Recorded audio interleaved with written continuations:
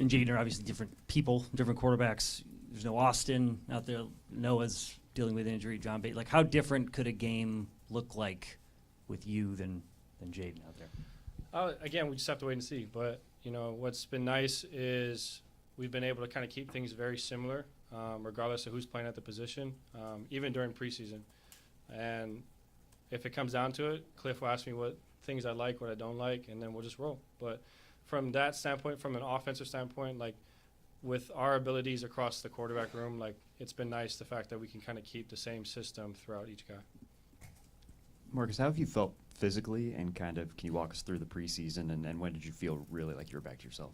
Yeah, I would say I started to kind of feel like myself over the course of the last couple of weeks. It's one of those things with the tendonitis, you just kind of have to rest. And the team was willing to kind of let me do that through training camp. We do a great job of getting a bunch of walkthrough reps. So for me, from a mental standpoint, like I felt like I was always engaged. And once I felt good physically, I could just kind of come back and roll with everybody.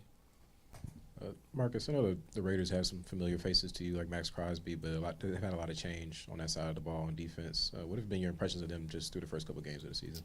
Yeah, I think one person that's really stood out to me is Devin White. I've played against him a few times in my career, but I think him just being around the ball, flying around, it's impressive. And, you add Max. Max is going to get his. He always has. Being around that team for a couple years, like you understand that he's kind of the heart and soul of that team. And he's going to give it everything he's got, every single play. So we understand that. And, they got a young back end, but they're great. I think they've played really well. They had tough couple tasks early on in the year to play some of these guys. And, Caillou was here with us last year. I think he's an awesome player. And he's really showed out and made a few plays and it's kind of splashed. So, again, we've got our work cut out for us. But I think for us, it's just about doing what we do and staying ahead of the change and executing. Marcus, for you, what would you say is the biggest difference between preparing in case you need to play versus if you do wind up starting knowing you're going to play? Well, for me, I've always tried to approach it the same. So I always try to approach it like I'm going to play.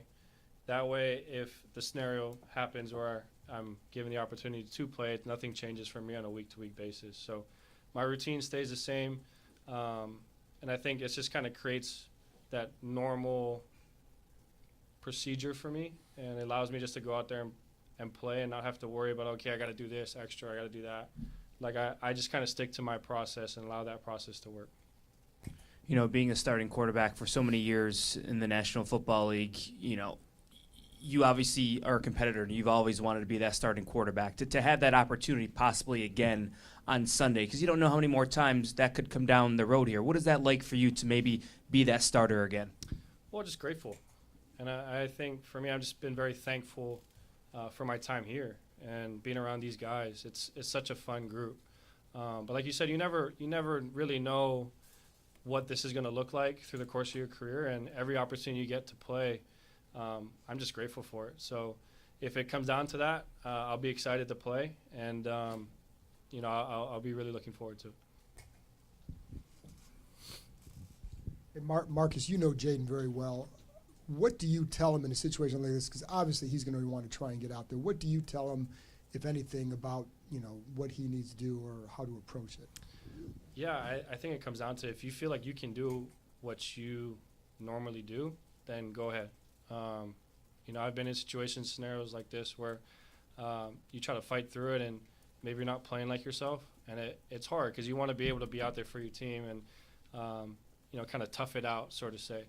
But I think at the end of the day, like, you want to be able to be the best version of yourself, and we understand Jay's going to do everything in his power to be able to be ready to play. But I think that's what's cool about our quarterback room is that we're so close, and regardless whoever's in there, like, we're going to support that guy. So we always tell him, man, just be you, and if you feel like through the course of this week you get back to that point, great, and we'll support you. You'll be ready to roll.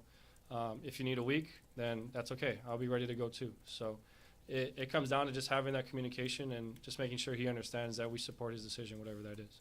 And when you went in last year, you had a couple really good games. What about this offense do you feel suits you well? I think there's a lot of aspects. I really feel like for us as quarterbacks, like we have a really great connection with Cliff. I feel like through the course of those games last year, I could kind of get a feel of like how he wanted to call it. And when you have that type of connection with your play caller, like you feel good about what's coming in. So I think for me, I love the aspect of being able to control the tempo of the game. We can huddle, we can get on the ball, we can do all sorts of different things. But I think for all of us, it's just being confident in what's being called and knowing that Cliff's going to put us in a situation to be successful. How much is Jayden still in communication with you and the other quarterbacks and Cliff throughout this process? Oh yeah, every day, and I think it's important to, I think for all of us, like we don't ever want to deal with the uncertainty or what's going on. So just being able to understand and being transparent about what the situation looks like. So yeah, again, like we said, we communicate throughout the day, see how he's feeling. I'm sure he's tired of everybody asking him how he's feeling. But again, when it comes down to it, if he's ready to roll, we'll support him and give him everything he's got. And just having been through this similar scenario last year ahead of the Bears game, do you draw anything from that? I mean, I know this is not new to you, but just the way everything worked out here, do you take anything from that process? Well, I think it just for me personally, like we were talking about a little bit earlier, just sticking to my process and trusting that process. I've been through this journey for quite some time now, so just understanding that the way that I've prepared for years has given me the confidence to go out there and play well, and just continuing just to lean on that. Hey, Marcus, you've been able to step back and look at this offense through training camp, through preseason, through these first 2 games. What have you seen about this offense that you really like? I just love the fact that we're putting our guys in situations to be successful. I think we're not really pigeonholing guys or they got to, like, you only run this route or you only do this. Like, our guys are able to do everything, and the versatility of that allows some cool things within the system to allow guys to just go out there and play. So I love the speed at which we play. I think guys fly around here, and just the unselfishness, really. Like, guys are going to touch the ball maybe 5 or 6 times a game, and then there's going to be times where maybe you're only going to get it once. But these guys are willing to do whatever it takes to win, and I think for me that's quite enjoyable. Hey, Marcus, I mean, you just mentioned a moment ago about the support that you have for, from your brothers and from your teammates here. I noticed that you all have a really hard time getting over a loss. So how do you focus, whether it's you're starting on Sunday or not? How do you just get that focus to potentially lead the team in week 3? Well, for me personally, it's flushing it the next day. I try to give myself a 24-hour window of just like really reflecting on what that game was and how we can be better and where we can improve.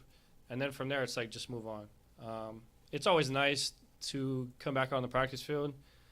Thursday night losses are tough because you have an extra couple of days to sit there and kind of just like listen to everybody talk about it and how how come you didn't do this and that. But at the same time, I think when you're able to take a moment and step back and look at it, you can find ways to improve. And when you get back on the practice field is when it just kind of allows you to do that. And that's when I feel like, for me personally, I love just getting back on the field and getting back on the grass and just finding ways to improve. Marcus, obviously with Jayden getting hurt, there's this, everybody's out there, when he's running, get down, stay out of traffic and all that. Your guys been known to run yourself. How did you ever come to grips with the risk reward of that, or have you come to grips as a competitor with that? It's definitely a happy medium. There's a balance, and as a competitor, you always want to get that first down or make that splash play or never give up on a play. And it's hard. And I think over time, it's just things that you have to experience to be able to kind of find those windows of, okay, I got to get down here, or, maybe just throw that one away. And it's hard because for us in a quarterback room, like we all try to go off of our experiences and explain to Jay, hey, here's the moment where maybe you can get the ball out, but at the same time, like, we never want to take away his superpower, and that's being able to create and use his legs. And the more that we can kind of create those things naturally and allow him to just be himself and play instinctually, that's when he is at his best. So the more that we can just continue to hone in our own experiences and explain, like, hey, maybe this is where we could have done a little better job, but at the same time, it's just allowing him to be him. Appreciate it, Marcus. All right, you guys, thank you. Locker room's open.